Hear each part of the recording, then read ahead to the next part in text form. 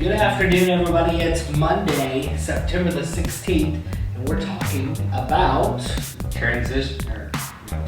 Good afternoon, it's Monday, September the 16th. And today we're talking about transitioning out of foster care. The conversation starts now. Only on Foster Life.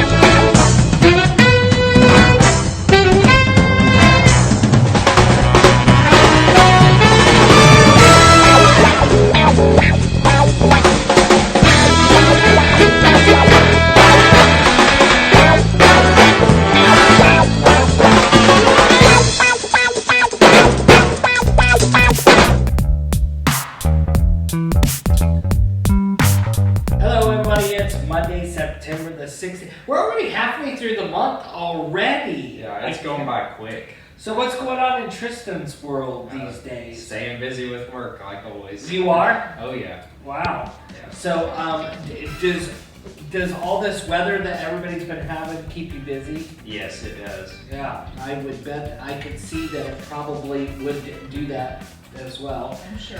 So today we're talking about a really important topic, and it's transitioning from foster care into the real world. And a lot of people we're finding from the Foster TV's My Story have told us that it really is hard to do. And it's kind of hard when you go out on your own. And that is the reason that we decided to do the transitioning out of foster care today, because of so many people talking about it in their story, and that's been really good as well. Did you see that news article yesterday? It was released on the Associated Press, and it was very interesting. It was talking about kids coming into foster care and finding a doctor. Yeah, I hear that that's becoming a problem. Yeah. For folks. More and more people are having a problem actually finding a physician that'll take care of their foster kids that come into care, and that's never really been an issue for us. We got kind of lucky. Our primary care doctor just decided to take our kids as they came on. But some of the things that they talk about is because kids in foster care move so much, that they feel like, there's not going to be that long continuity of care. And so they sometimes I patients. feel like for smaller towns, almost the physicians don't accept new patients anyway. So Yeah, we just that's add even a alone problem this time. too. Yeah. Yeah, because they're overbooked so much, and then we're adding new patients, and then they're not long-term patients. Right. But the other thing that it kind of touched on that was an interesting fact is, so when they first come into care, they might have bruises on them, and they might have this or that, or a broken arm, broken leg, or whatever from the neglect and abuse, and they kind of just don't want to be a part of, if they would have to go testify and all of that kind of stuff as well. So it's kind of lots of different things play into that decision not to take foster kids. And that's kind of sad, because they need medical attention especially, but also we need the psychiatrists and all that kind of stuff for the medication care and those things as well. I'm really glad that we're not seeing that in our area. Right. And so we've been real fortunate that we haven't had too much of Yeah, that. and I haven't heard foster parents having problems with that, but in the United States that continues to be a problem. When we come back today on Foster Life, we're going to talk more about transitioning out of the foster care system and getting out on your own. No more trash bag moves for foster youth. Help us buy bags. Donate at fostertv.net. Click the yellow donate button. Foster TV is a HEDFRA production. Only at Foster TV.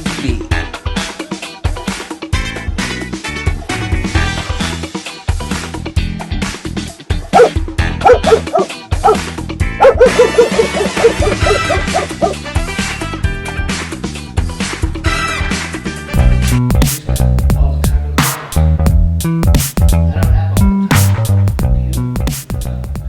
17,000 kids this year will age out of the foster care system, and a lot of them will have a plan as to what they're going to do and where they're going to go, but a lot of them will not.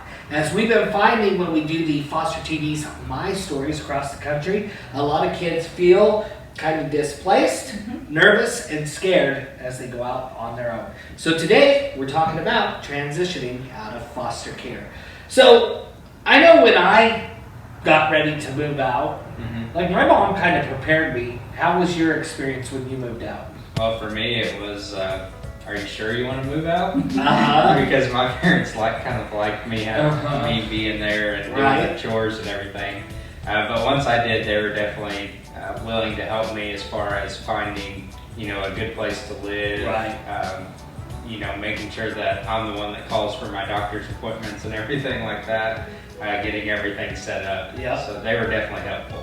Yeah, I mean, there's a lot to think about that we don't, and I doubt that your parents were wanting you there to do the chores. You're a pretty cool cat, and my parents too did not want me to leave. They wanted me to stay for as long as I would, but I was ready to go out on my own. But I think,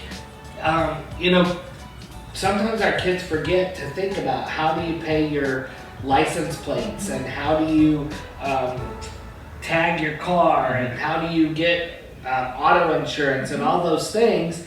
And so the more that we can prepare them as foster parents as they're getting ready to age out or go to college or whatever the case may be, that we do as best job as we can. Well, and I think even the simplest things, if they're not prepared, becomes an overwhelming task for them. Because my 17-year-old didn't know, like, where am I going to do my laundry at? Right. Because he'd never been to a laundromat. He never, So that became an overwhelming, factor that he was thinking about. And so I think that's what we see a lot of times with kids, is that, especially kids that have experienced trauma, is those little things like finding a laundromat become a very overwhelming feat for them. Wasn't it your son that thought they still get a clothing voucher when they're in college?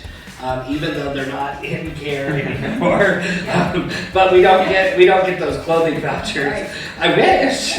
I need a clothing voucher. Yeah, so I need like a dozen of them just for shoes. Right, and I think depending on what your child's past has been, depends a lot on what their expectations are and if they've been in a residential facility where they've done their laundry and they've served them food and they've done, they're gonna have a harder time. Right. My son Brian, we're gonna pick on Brian a little bit. But Brian, he was in residential for so long, and I think this is where he gets it. So he'll come up to the table. Now he's gonna be 22 in just a month. And he'll come up to the table and he'll sit and wait and wait and wait and wait for dear old dad to bring him his breakfast or his lunch or his dinner. And so I've really had to work with him on that. If I'm busy or if I'm doing something, just go ahead and get your breakfast, get what you want or whatever. But the funny thing is Brian a lot of times just will go without. And so I tell him, I say, man, when you live on your own, you're going to be starving because I'm not going to run over to your house and make you dinner. Yeah, you can't go without for more than 3 days. Right, exactly. Well, one of our kiddos, remember Summer when she came and talked to us? She said that the amount of time that she spent in residential, that some of those patterns became ingrained. And she now still catches herself doing some things that came from her residential experience. And that's just how it works. Well, I think when we come back, we're going to bring Joe Mama on because her show kind of centers around some of this home stuff that we do. So let's ask Joe Mama what are some things that we can do to get them ready to transition out of the foster care system. And that sounds like a good idea. Okay, we'll be back with Joe Mama after this. Hey everybody, it's Rob with Rob and Tristan's Foster Life, and we want to remind you that we have our trash bag moves for foster kids. No more campaign going on right now. Right now, if you go to our website, you can get a Foster TV official Film Crew t-shirt. Right here, check them out. And when you buy one of those, that gets 2 bags for foster kids. so that they don't have to move with trash bags or grocery sacks anymore. When Tristan and I did our research, we found out that trash bag moves and grocery sack moves have a negative psychological impact on foster youth. So trash bag moves no more. Buy your t-shirts today. FosterTV.net. If you'd like to make a donation to Foster TV, visit FosterTV.net.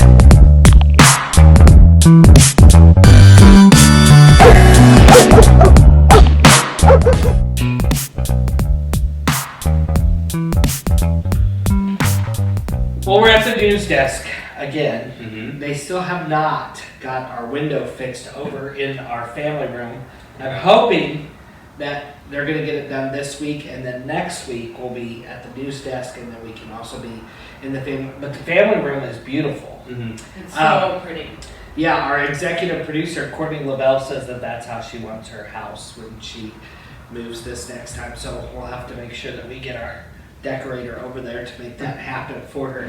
So we're talking about kids that transition out of care, and our experience has been that a lot of them are scared and they don't know what to do and they're not sure how to move forward. So what are some helpful things that we can do as foster parents to kind of prepare them to get out on their own? Okay. One of the things that I did for my son, he wasn't transitioning, but I wanted him to know for when he moved out. I started this binder, and it was just our, family binder. It has the tabs inside of it. It was for, like, there's bills and school and like rent and all of the different compartments that you're going to need to be able to keep track of. Mm-hmm. And that helped our family. It helped me. I had a calendar in it where we wrote down everything, and I tried to include my kids too because I homeschooled them, and that, they needed to know those things. Mm-hmm. So it was part of our activity. They needed to write down, like, we went grocery shopping, right. And I need you to tell me how we did this receipt. Where could we have saved? You want to teach them those kinds of things. Yep. We have 10 children. Mm-hmm. So when I go to the grocery store, one runs the calculator for me, yep. And we kind of make it a game to see how close they get to it. But also I'm hoping it teaches my older boys that you have a budget for groceries, you don't go over that budget, and that's what you spend. Yes. And by including them in that when we go grocery shopping and make it a fun little game, it kind of prepares them for that as they get older. Yes. It also teaches them math skills and all of that stuff. Anytime you get them involved in the grocery store or anywhere where they're learning to read, like, oh, that says lion, or that's a 5, or whatever. Those are always good. Right, and it also teaches them to round up or round down because we round. And if you do that in the grocery store, 9 times out of 10, the boys will get it within a couple of dollars of what it is with tax and everything. So we always have them round up or down, so that teaches them that as well. I don't have that luck. Oh, you don't? Yeah. Well, they do pretty good with it. I don't. I just think, that's $5. Oh, yeah. All right, so what else can we do? Another thing is making a checklist of the things that they would need for their own home. Think about what you need in your house, like to prepare your dinner or to clean your bathroom or iron your clothes. And I would suggest having your child go through that first, use their own knowledge of what they think that works, because my brother thought that he had a voucher forever, he didn't have to think about things like that. Right. So to have them tell you how they think it should be, and then that's, you can step in and say, how are you going to do that? Right. Well, I know whenever I was younger, I would have thought, okay, I need 10 boxes of Fruit Loops and don't need to worry about a car payment. Exactly. Right. Fruit Loops are so much more important. Yes. So you have to be able to, show them that, and then they've got to be able to rationalize it as well, or they're going to be buying Fruit Loops and never have a house to live in. Yeah. And if they have a job and they're saving money, you always want to make sure that they know which bills are going to need deposits. Yes. Because a lot of times they don't think about their deposits, and so they think, oh, I just have to pay my electric, and they have it in there, but they don't have Yes. And anything set aside for it. even with, I think my girl, she's 12 now, but I think maybe when she was like 3, she asked for something, and I said, I don't have any money, and she said, just use the card. Yep. She had no idea that, but a lot of people don't, like that's still even a hard concept for me, like I swipe and, you know, there's no big deal, but people have to know that you gotta pay your bills before, but you've gotta be able to know your, you know, car insurance and your utilities and all of that, and they've got to know to do that or it hits them and they're like, what am I supposed to do? And I think the other thing that we've learned is, so most time checkbooks are like no more. Right. People don't use checkbooks. My kids don't really know how to write a check or anything like that. But they do have to know how to kind of go through and settle all of their money because you have things that are automatically taken out. Most car insurance companies anymore, they want that auto drafted out of your account. So anything that's auto drafted, and so where I feel like my kids get hung up sometimes is they see the money in the bank, the balance available, and so they're thinking they can spend that, and then they, oops, I forgot I got my car insurance is coming out tomorrow. Yes, I even have that in my own situation, you know, like you know all of that's there, but if it's direct deposited, you don't have to say, oh, I have to pay $500 for my car payment, you know, like it's just automatically done, and it doesn't register. Right. And that there's a line between teaching them too much about money, where it stresses them, like I need shampoo, but I don't want to ask my mom. There's a line there, but they still need to know that shampoo costs money, and we don't just like, you know, use the whole bottle each time. But again, there's that line, so you need to teach them the deposits and how, you know, even if you use figurative numbers, like how to pay rent or whatever. When we come back today, we're going to finish up a little bit about transitioning out of care. I want to talk about some of the services, because if they're in care and they're transitioning out of care, there are still services that are available to them, and we'll talk about that when we come back. When we come back, what's our... No more trash bag moves for foster youth. Help us buy bags. Donate at fostertv.net. Click the yellow donate button. Foster TV is a HEDFRA production. Only at Foster TV.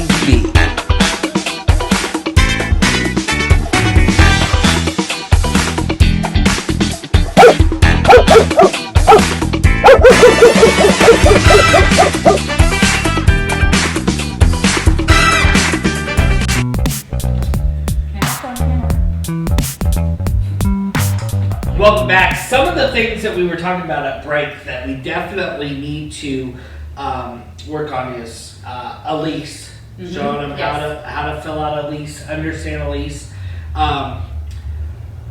What else were we talking about? Well, even fill out an application to get a job somewhere. Yep. Yes. So applications to get a job, social security number, when you need it, when you don't need it, and then also those insurance coverages for a vehicle, when you need full coverage, when you need, and all the different breakdowns and deductibles. I still don't understand all that crap about deductibles and stuff like that. This is our insurance guy right here, so he's the one that makes sure that everything is perfectly done. So, Chafee. Chafee is a really good resource if you have a kid that's in care, even if they're aged out of care. Chafee, and then also the big one, if they're not in foster care anymore and they're going off to college, where are they going to spend the holidays? And you really need to plan that with them, because I'm hearing way too many kids that spent the holidays in their dorm.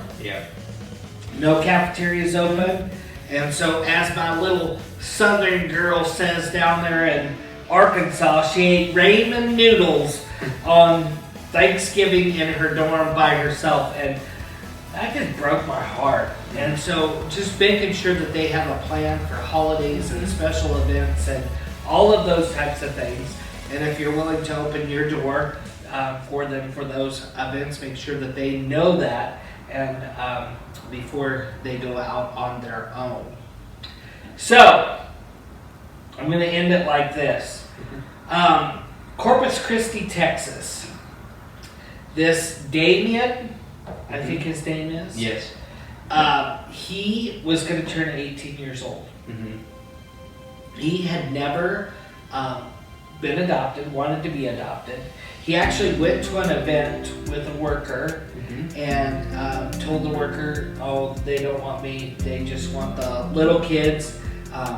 Nobody wants to adopt me. Right. And so, long story short, the worker, I don't know, it doesn't say necessarily his worker, but a worker, went to her supervisor's office and said, I'm not going to take no for an answer. This is going to happen.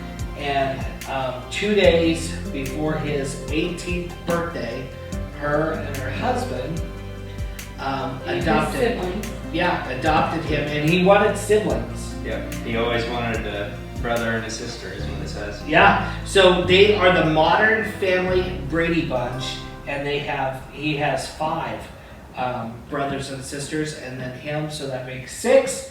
And what a happy story! And that's why we do this here today. So congratulations to Damien in Corpus Christi, Texas, on your new family and your 18th birthday. Till Wednesday, we will be back right here on Foster Life. If you'd like to make a donation to Foster TV, visit fostertv.net. Foster Life is a HEDFRA production, only on Foster TV.